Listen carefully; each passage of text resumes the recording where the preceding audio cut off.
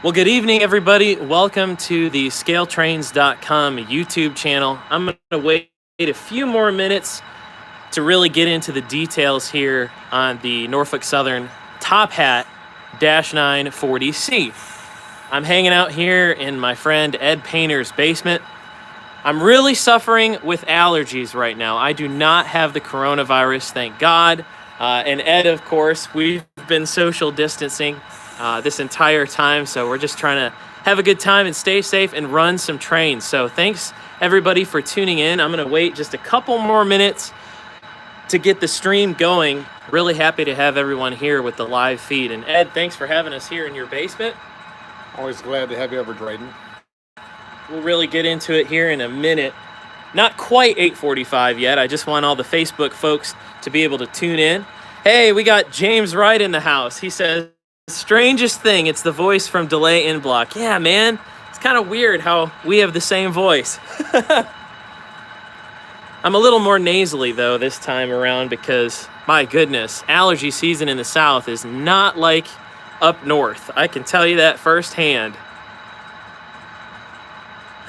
Someone says, lock Drayton in a closet and tape the cracks. He's got the Rona. Don't believe him. I love it.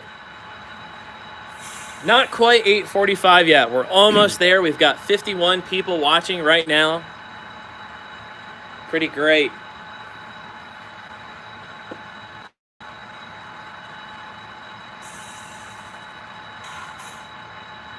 How's everybody doing tonight? I know a lot of people have just gotten their top hats, and a lot of folks have already had a chance to take it out of the box and run it on the layout, but I thought I'd do a little startup demonstration for you guys, show you some of the features, and really talk over this really iconic locomotive. It's something that, as an NS modeler, we've waited for years, and it's finally here. I almost sound like the Heritage Unit kid. I've been waiting for this moment for months, and it's finally here. All right, so just after 8:45, and I'm going to get into it now. So if you're just now joining us, thanks for tuning in. Make sure you hit the like button. If you haven't subscribed to our YouTube channel yet, make sure you do that. We post all kinds of updates on new product releases, layout tours, how-to videos. In fact, later this week, we've got a how-to video on how to add burn marks to your ScaleTrains.com locomotive. Really excited about that. Well, thanks for tuning in.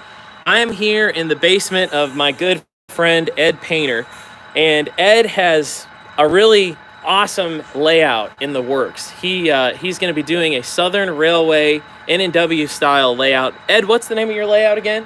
It's the Virginia Piedmont Appalachian Western.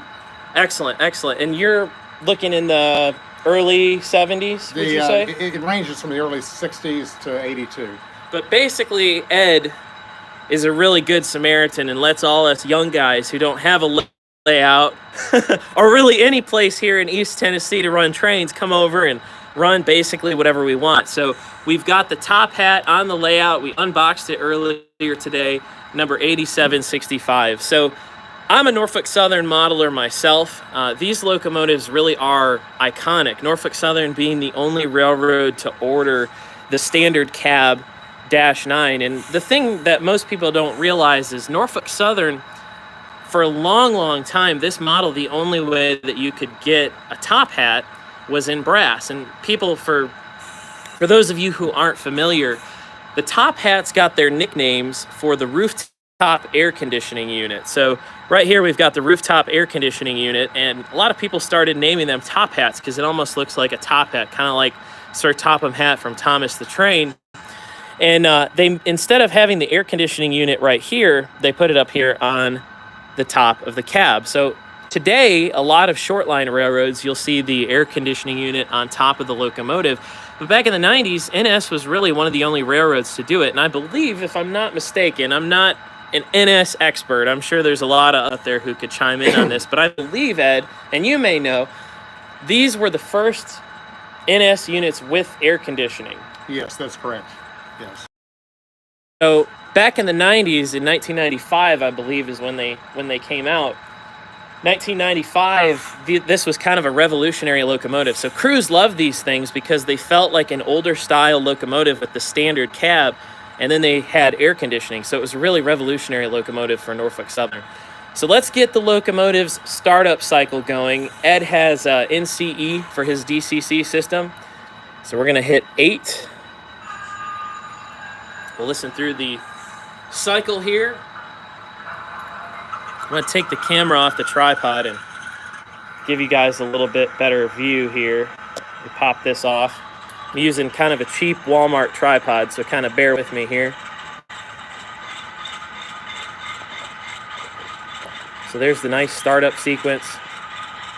And what's really cool about the top hats is the lighting. I absolutely love the lighting on these models. So there's the front of the locomotive. As you can see, we've got lit LED number boards, but one thing that's really cool is, as you can see, we've got step lights going up into the cab. Pretty cool. Give you a side view of the locomotive. Of course, see-through grills, rotating bearing caps, full cab interior, railroad, road number, and era-specific details. And these were built in 1995. So these rivet counter models are based to represent the 1995 version. I'm going to step over here, give you guys a better view of the back of the locomotive. And of course, we've got a walkway light there, which is kind of standard with our DASH-9 lights. And then if you look back here, we've got another step light. Pretty incredible. So since this locomotive has Keep Alive, I'm going to flip this thing around. Show you the other side. Keep Alive is such an awesome feature. I love Keep Alive. Here's the engineer's side. Another step light there. And another thing that is really cool about our top hats, which is an all-new feature, if you look under the cab, there's also a ground light. So when you're switching cars at night, Keep Alive went off. When you're switching cars at night, you're able to see that you're moving along. When you're, at a coal mine or coal loadout or a grain elevator or something like that, and you're trying to move at really slow speeds while you're loading the train at night, having that ground light really helps the engineer out to know that he's moving along. So I'm going to put the camera back on the tripod just for a second. Bear with me, if you will. We kind of decide to do this as a last-minute live feed, so thanks for bearing with us here today. So I'm going to flip this around again. We'll go through the startup sequence again. This thing is so new, we haven't even programmed the road number into our DCC system yet. Literally out of the box. Literally right out of the box. So we're going to hit F8 again. Have all the lights come on. So for a long time as a NS modeler, one of the big gripes is that up now, NS locomotives didn't really have front or rear ditch lights, at least in model form. ScaleTrains.com really takes things to the next level. Right out of the box, you've got LED lit walkway and step lights, a ground light, lit number boards, and you've also got alternating or oscillating front and rear ditch lights. So we're actually looking at the front of the locomotive. Our C39-8 locomotive, which I actually have a model of myself, if you had a Norfolk Southern version, was actually set up to run long hood forward, kind of continuing a Southern Railway tradition. N&W and Southern Railway tradition. These locomotives were among the first NS locomotives set up to run short hood forward, which is kind of the standard today. So I'm going to show you what's really kind of cool. I'm just kind of geeking out over this because I am an NS guy. Man, we have almost 150 people watching right now. If you haven't done it yet, make sure you hit that like button. It really helps us out with the YouTube algorithm. So let's check this out. So we're going to turn the LED headlight on. Beautiful, bright headlight. And then we're going to hit 6, I believe, for the ditch lights. There we go. I'm going to hit the bell.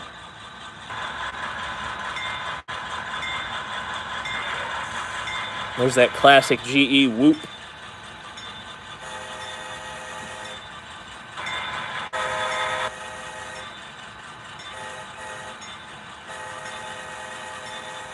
So pretty incredible. Right out of the box, you've got a rivet counter level Norfolk Southern top hat -9 with amazing lights, unbelievable lights. Honestly, this is some of the best lights that I've ever seen in an HO scale locomotive.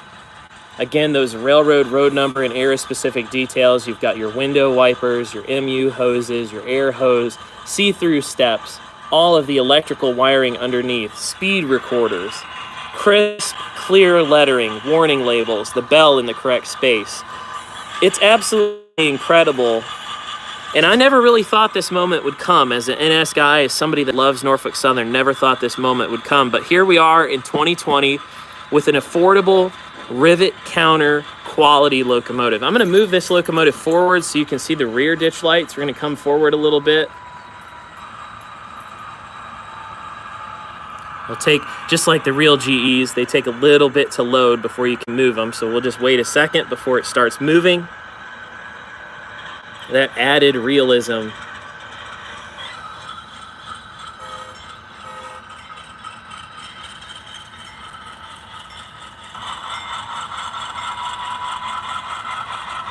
And of course, that great Loc Sound version 5 decoder. Doesn't get any better than that, folks. All right, so I'm gonna stop the locomotive here so I can come around and show you the rear of the locomotive. So we're gonna, sorry for the shakiness, trying to do a bunch of things at once. And there's your lights on the back of the locomotive. As you can see, just gorgeous lights. And then of course, we'll hit the horn and the bell again. And like I said, this locomotive hasn't even had the ability yet to be programmed. We just took it out of the box, set it on the track. So right out of the box, you're gonna get LED lights, flashing front and rear ditch lights. Pretty incredible. Someone asked what decoder is being used. It's a Loc Sound version 5 decoder. Beautiful sound in this locomotive. And again, railroad road number and era specific detail that you come to expect. Here's the top of the locomotive. Of course, your see-through grills, correct horn, crisp, clear lettering. Fantastic, absolutely fantastic. So I wanted to show you guys a little bit of the difference. I'm gonna bring the locomotive back here just a little bit. I'll set this down on the tripod.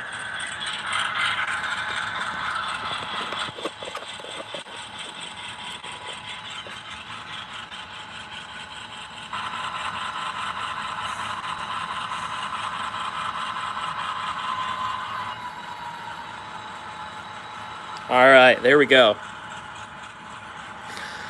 So we've got our top hat -9. I just kind of wanted to show everybody the difference between a top hat and a standard cab -9.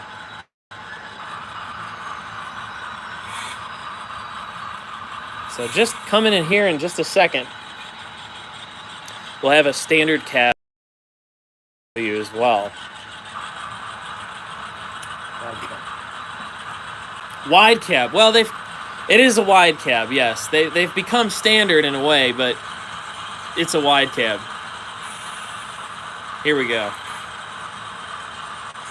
All right, so you might recognize this unit from a recent video that we did. Josh Clark weathered this -9 for us, 9555. And just to give you guys a little bit of an example of the differences between the top hat and the wide cab. I'll pop this to the tripod yet again. So totally different cab configuration. And just for the longest time as an NS modeler, this is just something that was impossible, that nobody thought would ever happen. And here we are in 2020 with rivet counter -9s. And the thing is, our wide cab -9 is pretty amazing too, because the headlight's in the correct spot. As a NS modeler, that's one of the things that always drove me crazy, is there wasn't a manufacturer that offered the headlight in the correct position until now. And with the scale trains, wide cab -9 and also the standard cab -9, NS modelers really have the ability to create a realistic roster that they would see in real life. So Since we're here today at Ed's house, I wanted to ask him a few questions about his earliest memories of Dash-9s on Norfolk Southern. So Ed, I'm going to pan the camera around. Okay.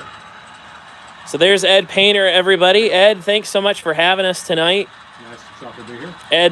Ed's been very gracious in letting Scale Trains come over and use his layout for all kinds of activities, and we really appreciate Ed. So Ed, back in the 90s, you had a lot of opportunities to shoot all kinds of Norfolk Southern power. What was it like when you first saw these locomotives that had standard cabs and air conditioning units on the top? They looked really unusual compared to the Dash-8 40Cs. You know, they were very distinctive. And you saw them all over the railroads. And when I lived in Central South Carolina next to Clemson when the units were first introduced, the Piedmont Division mainline was in my backyard, so I saw them from the very get-go. I also would go to Virginia and West Virginia and spend a lot of time rail fanning up there, so you saw them in the Pocahontas and Virginia divisions, coal service, pusher service. Pretty interesting, very distinctive to look at compared to anything else on Norfolk Southern's roster. Absolutely. And I'm going to grab one of my custom models real quick.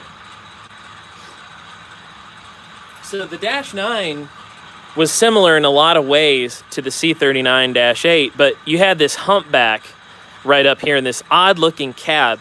C-39s were very similar to the top hat Dash-9s in a lot of ways, but the Dash-9 was really the locomotive that revolutionized the locomotive race between EMD and GE.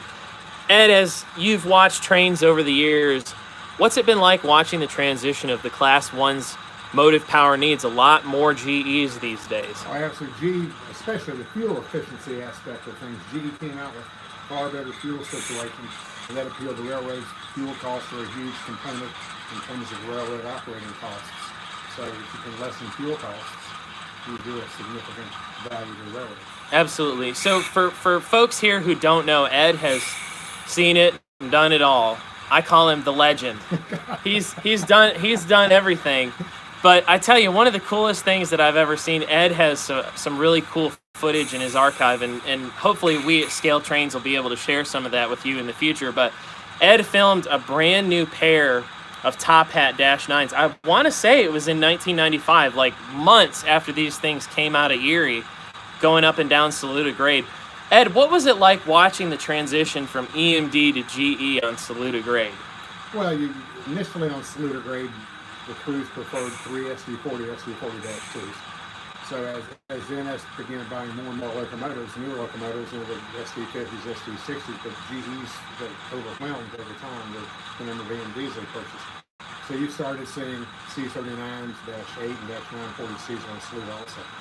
Interestingly enough, the crews preferred a locomotive that didn't have microprocessors and all the fancy stuff. They just preferred to operate the locomotives themselves with SD40 and SD40-2s did quite well. Yeah, absolutely. It's interesting, and it's really interesting. Back then, the SD40-2, really it was in the 70s and 80s, was kind of the standard locomotive for mainline railroading.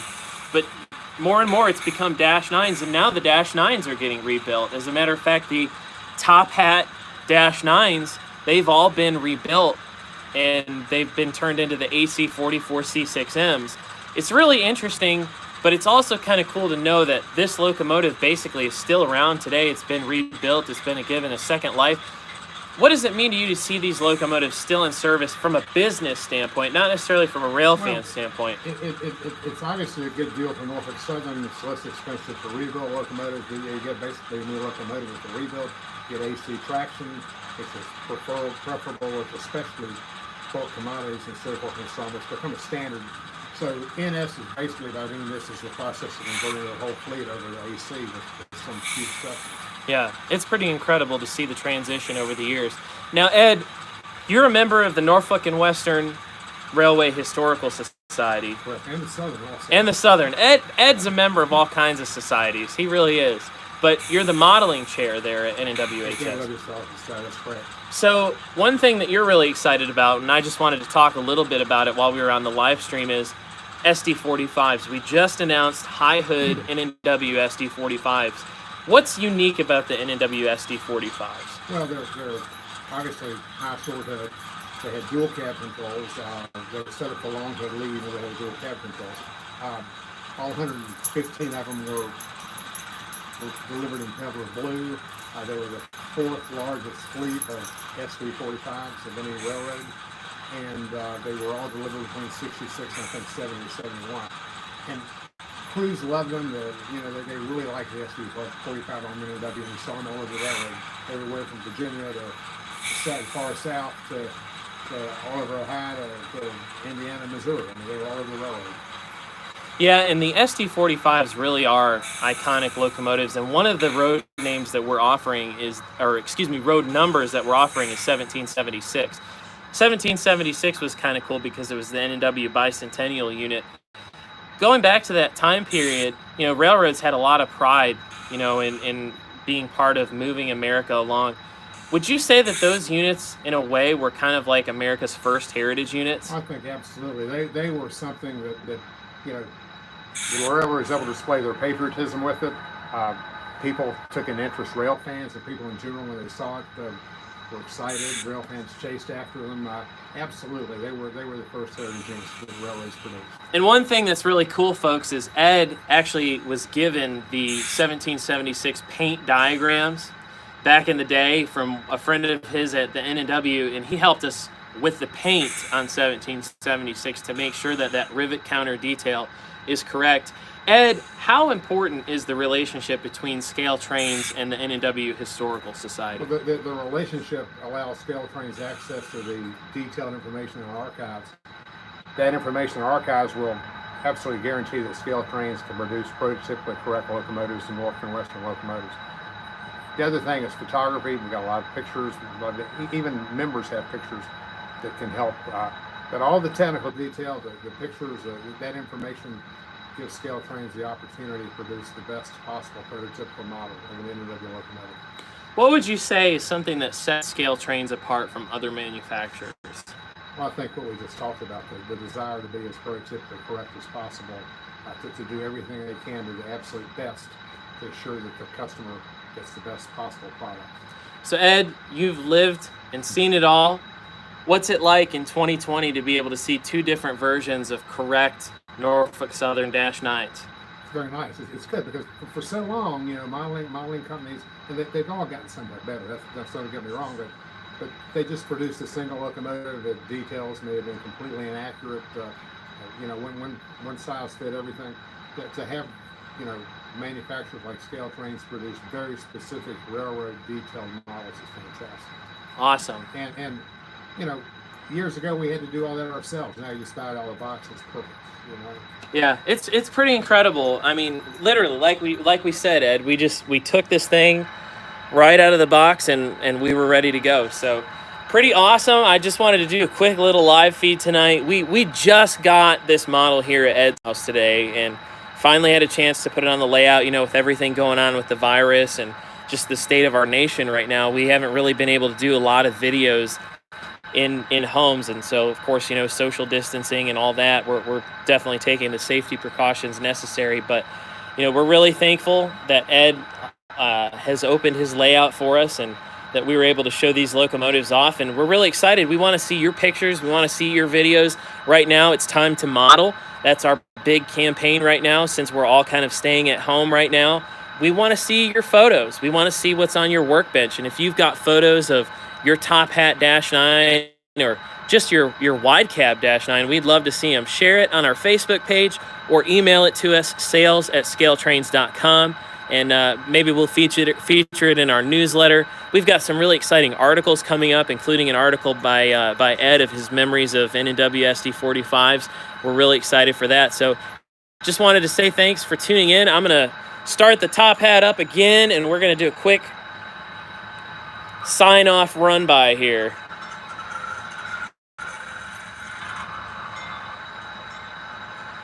All right, got it set. Here we go. I'll get up close so you guys can see it.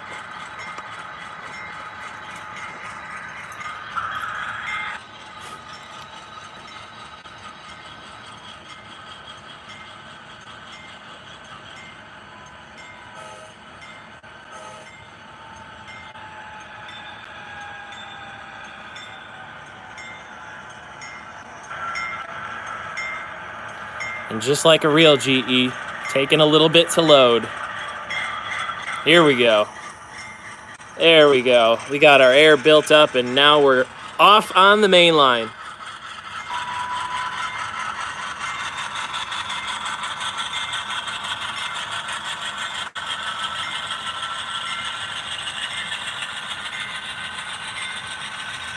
Well, thanks for tuning in, everybody. Hit subscribe if you haven't seen the channel yet, and make sure to hit the like button. Thanks again. Have a good one, everybody. Happy railroading from Scale Trains.